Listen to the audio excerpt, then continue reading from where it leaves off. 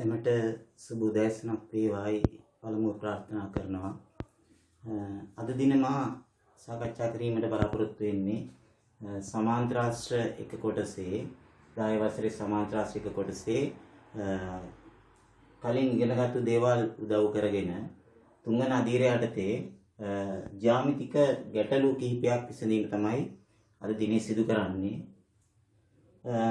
සාධනීය ගණන් පළමුවෙන්ම මම තෝරාගත්තා ඔයගොල්ලන්ගේ 16 2 අභ්‍යාස මාලාවේ තුන්වෙනි ගාන මේ රූපය තියෙන්නේ. මෙතන ඔයගොල්ලන්ට පේනවා දත්තයට දීලා තියෙනවා සමාන්තරාශ්‍ර දෙකක්. එකක් තමයි PQRS කියන සමාන්තරාශ්‍රය ඊටල ගහලා තියෙනවා. ඊළඟට තව මේකේ ඇතුළතින් තියෙනවා මෙන්න මෙතන තව සමාන්තරාශ්‍රයක්. ඒකටත් සමාන්තර බව සංකේතවත් කරලා තියෙනවා.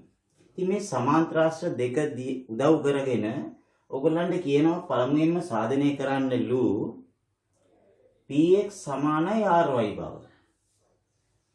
px ry ට සමාන බව දිගින් සමාන බව. ඉතින් දැන් කොහොමද අපි දැන් මේක කරන්නේ? මේ දීලා තියෙන රේඛා ඇද්ද? එහෙම නැත්නම් අපි මේකට නිර්මාණයක් කරගත යුතුද? සමාන්තරාශ්‍රවල ලක්ෂණ උදව් කරගෙනයි දැන් මේක කරන්න වෙන්නේ. ඒතකොට මොකද කරන්නේ? මේ දිගවල දෙක සමානයි කියලා කියන්නේ. හිතුවද? මේ සඳහා අපි නිර්මාණයේ වශයෙන් මෙන්න මේ එක විකර්ණයක් ඇඳලා තියෙනවා. මේ අනෙක් විකර්ණය ඇඳුවොත් මේ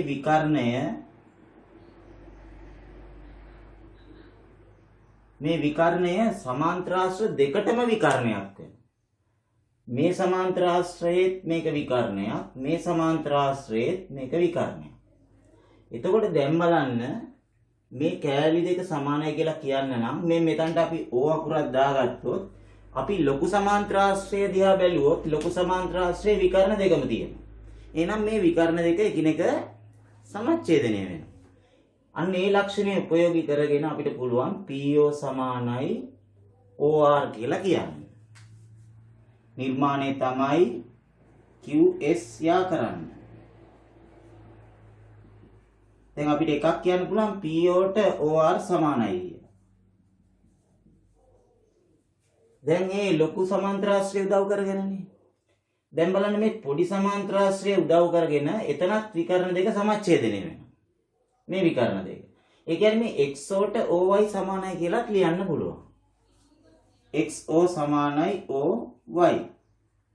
එතකොට මේ දෙකටම හේතුව හැටියට මොකද්ද ලියන්න පුළුවන් වෙන්නේ? සමාන්තරාශ්‍රවල විකර්ණ එකිනෙක සමච්ඡේදනය වේ. ඉතින් මෙතන ලියන්න ඕනේ. සමාන්තරාශ්‍රවල විකර්ණ සමච්ඡේදනය වේ. වන නිසා ඔය විදිහට අපිට පුළුවන් ලියන්න. දැන් අපි මොකද කරන්නේ බලන්න PO ලිව්ව පැත්තෙම XO ලියලා. PO ලිව්ව පැත්තෙම XO ලියලා. ඒතර මේ PO වලින් XO අඩු කරාම මේක හැල්ලෙනවා. එහෙනම් අනිත් පැත්තෙන් OR වලින් OI අඩු කරාම මේ පැත්තේ. එහෙනම් අපිට තියෙන මේ සමීකරණ දෙකේ වම් පැත්තෙන් වම් පැත්ත අඩු කරන්න දකුණු පැත්තෙන් දකුණු පැත්ත. PO අඩු කිරීම XO මේ පැත්තෙන් OR අඩු කිරීම OY. ඒතකොට බලන්න මේ වම් පැත්තෙන් ලැබෙනවා PO වලින් XO අඩු කරාම PX වම් පැත්තෙන් ලැබෙනවා. දකුණු පැත්තෙන් ලැබෙනවා මොකද්ද? YR.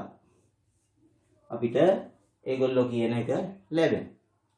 ඊළඟට මේකේ දෙවෙනි කොටසට කියනවා PSXQ. PSXQ. ඒතර මෙන්න මේ මම ඩොට් තියෙන මෙන්න මේ කොටස. මෙන්න මේ කොටසේ වර්ගඵලයයි අනිත් එක SRQY. SRQY. ඒ කියන්නේ මෙන්න මේ කොටසේ වර්ගඵලයයි. මෙන්න මේ කොටස් දෙකේ වර්ගඵල සමානයි කියලා මේ වර්ගඵලයයි සමානයි කියලා පෙන්වන්නේ කොහොමද? ඉතින් ඔයගොල්ලන්ට පුළුවන් විභාගෙදී මෙන්න මේ මම ඩොට් තියාගත්තා වගේ තියාගන්න. ඒතර පැහැදිලිවම දැන් අකුරු බලන්න ඕනේ මේ කැල්ලයි වර්ගඵලයෙන් සමාන වෙන්නේ කොහොමද කියලා. එතකොට සමාන්තරාශ්‍ර වල මොන ලක්ෂණයද උදව් කරගන්නේ?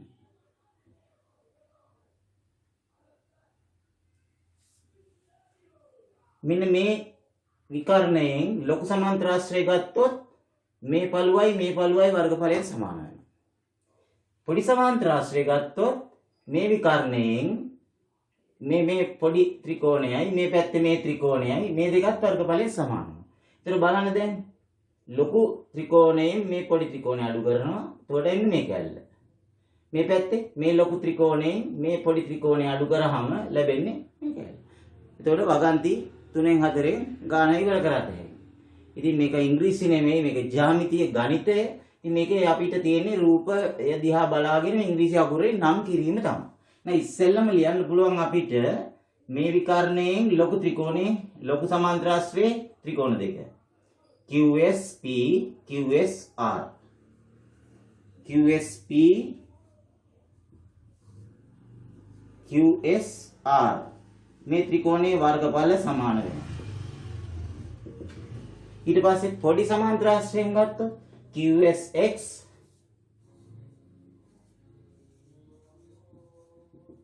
සමාන වෙනවා QYS ට QSY ට. දැන් අපිට තියෙන්නේ අර මේ වම් පැත්තෙන් වම් පැත්ත ලොකු ත්‍රිකෝණයෙන් මේ පොඩි ත්‍රිකෝණ අඩු කරනවා. එකෙන් දෙක QSP ත්‍රිකෝණයේ වර්ගඵලය අපි එකපාරක් ලියමු. QSP වලින් අඩු කරනවා QSX වර්ගඵලය. මේ පැත්තේ දකුණු පැත්තෙන් දකුණු පැත්ත අඩු කරනවා QSR වලින් අඩු කරනවා QSY. දැන් බලන්න මේකෙන් අපිට මේ පැත්තෙන් එනවා මේ රූපය මේ ඩොට් තියපු කෑල්ල මේ පැත්තෙන් එනවා මේ ඩොට් තියපු කෑල්ල. ඒ කියන්නේ අපේ උත්තරය ලැබෙනවා PSXQ. මේ පැත්තෙන් ලැබෙනවා SRQY. SRQY මේ පැත්තෙන් ලැබෙනවා. ඒතර බලන්න දැන් හරිම ලේසි රූප සටහනක් දිහා බලාගෙන ලියලා අපිට ලකුණු ගන්න පුළුවන් ජ්‍යාමිතියේ. ඒකින්ද මම කියනවා ජ්‍යාමිතිය තමයි ගණිතයේ තියෙන ලේසිම කොටස කියලා. ලේසිම කොටස කරගන්න තමන් දැනගන්න ඕන. බලමු ඊළඟ ගානට ගිහින්.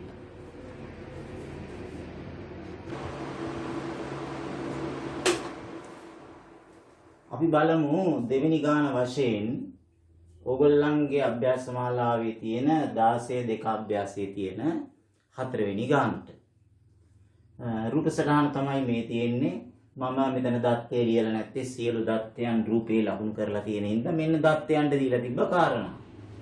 මේ PR විකර්ණය සමාන කොටස් තුනකට බෙදෙනවා කියලා දීලා තිබ්බා. ඉතින් මම මේක රූපේ ලකුණු කරලා තියෙන ඉඳ මම දත්තේ ලිව්වේ නෑ. මේක සමාන්තරාශ්‍රයක් කියලා දීලා තිබ්බා. එච්චරයි. මේ රූපය ඇඳලා තියෙනවා.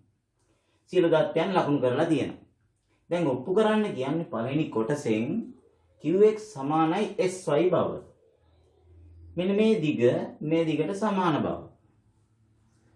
මේ දිග මේ දිගට සමාන බව. කොහොමද කරන්නේ? අපිට මේක කරන්න මේ වෙනකොට හිතුවද අපිට ක්‍රම දෙකක් පේන්නේ නැති ඔයගොල්ලන්ට. මොකද්ද? මම මේ ලකුණු කරලා තියෙන ඩොට් තියලා මේ රවුම් කරලා ලකුණු කරලා තියෙන ත්‍රිකෝණ දෙක අංග සම කරොත් අනුරූපාංග වලින් මේ පාද දෙක සමාන. එහෙම නැත්නම් තවත් ක්‍රමයක් තියෙනවා.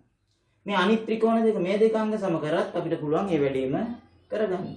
මේ දෙක අංග සම කරත් මේ පාද දෙක සමානයි කියලා කියන්න. එහෙනම් මම මෙතනට කියන්න බලන්න සමාන අංග මේ රූපේ තියෙන සමාන අංග මේ ත්‍රිකෝණ දෙකේ. මේකේ මොන පාදේ මේකේ මොන පාදයට සමානද? පේනවා. මේකේ මෙන්න මේ ඉරි දෙකේ පාදය මේකේ ඉරි දෙකේ පාදයක් තියෙනවා. ඒක අපිට ලියන්න පුළුවන් ඉස්සෙල්ලාම පේන්න තියෙන දේවල්. px ට yr. එක දත්තයට දීලා තියෙනවා. තවත් මේ දෙකේ සමාන පාදයක් නැද්ද? මේ ත්‍රිකෝණ දෙකේ තව එක සමාන පාදයක් නැද්ද? තියෙනවා. එයි මේක සමාන්තරස්වයන්නේ. එහෙනම් සම්මුඛ පාද සමානයි. එහෙනම් මේ ත්‍රිකෝණයේ PQ පාදය මේ ත්‍රිකෝණයේ SR පාදයට සමානයි. PQ සමානයි SR. ඒක ඇවිල්ලා PQRS සමාන්තර ආශ්‍රයකි.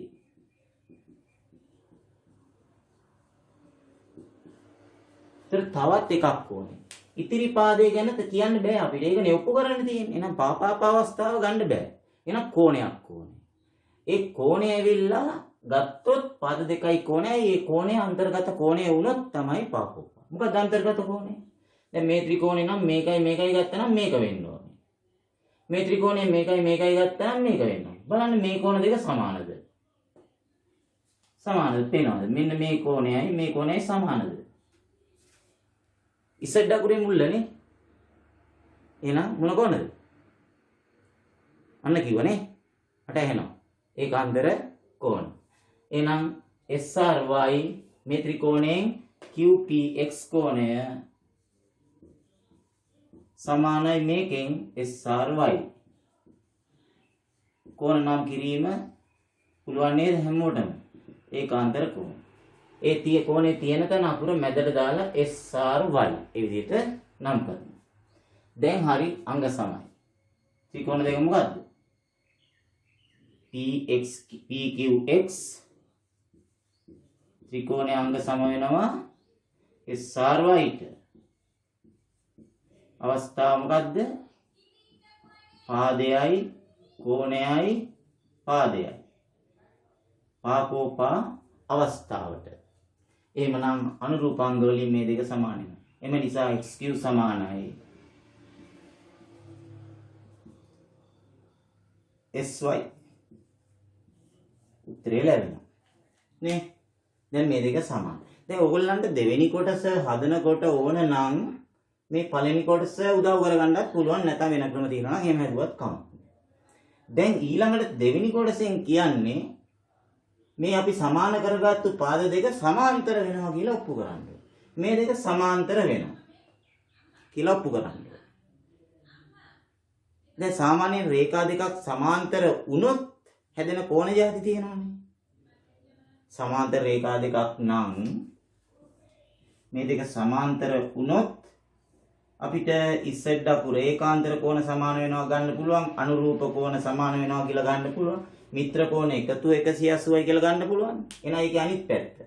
ඒකාන්තර කෝණ සමාන වුණොත් රේඛා දෙක සමාන්තරයි.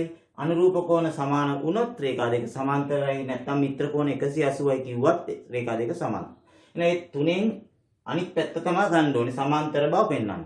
එහෙනම් අපිට පේනවා ඒකාන්තර කෝණයක් නම් තියෙනවා. මෙන්න මේකයි මේ දෙක සමාන වුණොත් අනිවාර්යෙන් මේ රේඛා දෙක සමාන්තරයි. මේ කෝණ දෙක සමානද? අපිට දෙවෙනි ප්‍රශ්නෙට උත්තරේ කෙලින්ම ගන්න තිබ්බා. අපි මේ ත්‍රිකෝණ දෙක අංග සම කරා. දැන් අපි අංග සම කරේ දැන් දෙවෙනි කොටස ගැන හිතන්නේ නැතුවනේ පළවෙනි කොටසේදී. දැන් මේ දෙකනේ අංග සම කරේ. එහෙනම් අපිට මේ කෝණ දෙක සමාන කරගන්නේ කොහොමද? හැබැයි මේ ඇතුලේ කෝණ දෙක, මේක ඇතුලේ කෝණයයි මේක ඇතුලේ කෝණයයි අනුරූපාංග වලින් සමාන වෙනවා. නේද? මේ දෙක නම් සමාන වෙනවා. අපි ඒක ලියනවා. මොකද්ද? PXQ කෝණය මෙන්න මේ කොණයට මේ කොණය සමාන වෙනවා අනුරූප අංග වලින්. PXQ කෝණයට සමාන වෙනවා SYR කෝණය. හේතුව ත්‍රිකෝණ අංග සම නිසා. නැත්නම් අංග සම ත්‍රිකෝණවල අනුරූප අංග කියලා ලියන්න ඕනේ. දැන් කොහොමද මේ දෙක සමාන නම් මේ දෙක සමාන වෙන්නේ? කොහොමද? මේ දෙක එකතු කරත් 180යි මේ දෙක එකතු කරත් 180. එහෙනම් අපි මොකද කරන්න ඕනේ? අංශක 180ෙන් මේ කෝණය අඩු කරාම ලැබෙනවා මේක. අංශක 180ෙන් මේ කෝණය අඩු කරාම ලැබෙනවා මේක. එහෙනම් අපි කරන්නේ අංශක 180ෙන් මේකත් අඩු කරනවා. අංශක 180ෙන් මේකත් අඩු කරනවා. මෙතනට PXQ දානවා. මෙතනට SYR දානවා. එතකොට අපිට ලැබෙනවා 180ෙන් මේක අඩු කරාම මේ කෝණය ලැබෙනවා. QSY කෝණය QXY කෝණය මේ පැත්තෙන් ලැබෙනවා. එහා පැත්තෙන් ලැබෙනවා 180ෙන් මේක අඩු කරාම SYX කෝණය. දැන් හරිනේ මේ දෙක සමාන වෙලා. එතකොට මොකද වෙන්නේ? දැන් මොන සමාන වෙලා තියෙන්නේ? ඒකාන්තර කෝණනේ. දැන් ලියනවා ඒකාන්තර කෝණ සමාන නිසා ඒකාන්තර කෝණ සමාන නිසා කියලා අපිට කෙලින්ම උත්තරේ ලියන්න පුළුවන් QX සමාන්තරයි SY. qx සමාන්තරයි sy. එතකොට බලන්න අද දවසේ අපි ජ්‍යාමිතික ගැටලු දෙකක් සාකච්ඡා කරා, සම්පූර්ණ ගැටලු දෙකක්. ඔයගොල්ලන්ට ලකුණු 10 ගණන් දෙකක් තමයි මේ සාකච්ඡා කළේ. ඉතින් ඔයගොල්ලෝ මේ ගණන් හොඳට අධ්‍යයනය කරන්න. අමාරු නැති බව පේනවනේ. ඒතර අපිට දැනුම තියෙන්න ඕනේ මොනවද? සරල කලින් දැනුම, පෙර දැනුම, ඒකාන්තර කොන, අනුරූප කොන, විතර කොන, සමාන්තර ආශ්‍රවල ලක්ෂණ, අංග සමකරණ හැටි, මෙන්න මේවා ගැන හොඳ වැඩි අවධානයක් යොමු කරලා ඉගෙන ගන්න. එහෙනම් අද දවසේ මම ඔබෙන් සමු ගන්නවා. ස්තුතියි.